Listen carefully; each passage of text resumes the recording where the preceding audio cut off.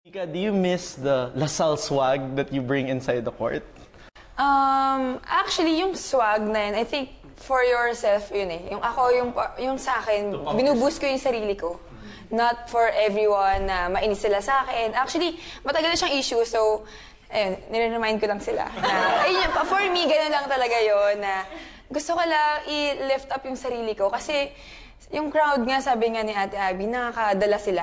Playing under pressure, yung sumisigaw, may nagbubuhos sa'yo, marami, sabay-sabay sila. So, parang instead na pakinggan mo sila, sarili mo na lang, ilabas mo sa sarili mo. Kasi nga, sabi rin ni Coach Jamil na maglaro kayo sa loob ng court na kayo lang. Hindi ka pwede tumingin sa crowd kasi out of focus ka eh.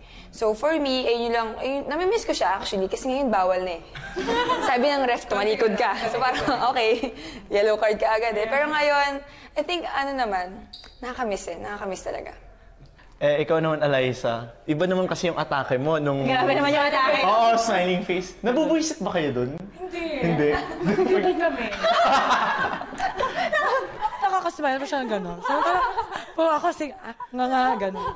To add to that, yung intensity kasi ng Ateneo Lasal game, or I think in the UAP, sobrang taas talaga. And it's part of the game when you don't realize na you're celebrating na kasi pinaghirapan mo talaga to get a point eh. It's hard to get a point in volleyball.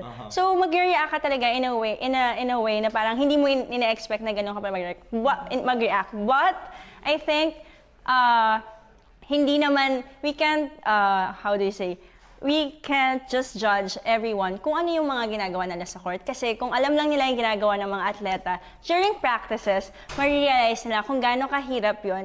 And to get that point, you really celebrate. But we girls have different ways. Pag nag-celebrate ka, kahit sobrang hina lang nung puntos mo, hindi lang ikaw nag-celebrate. Buong Lasallian community, buong Atenean community nag-celebrate with you. Wala kang choice kung mag-react. Alam mo, pag pumalo ka, tapos ganyan ka lang. Tapos, so what are you trying to say? Hindi, I mean, girl ha? Ito na. Look, hindi, parang ganyan ka lang. Tapos yung crowd ng Ateneo or mawala doon. Parang masarap makisabayan. Relax lang, baka hindi kayo siya sa private.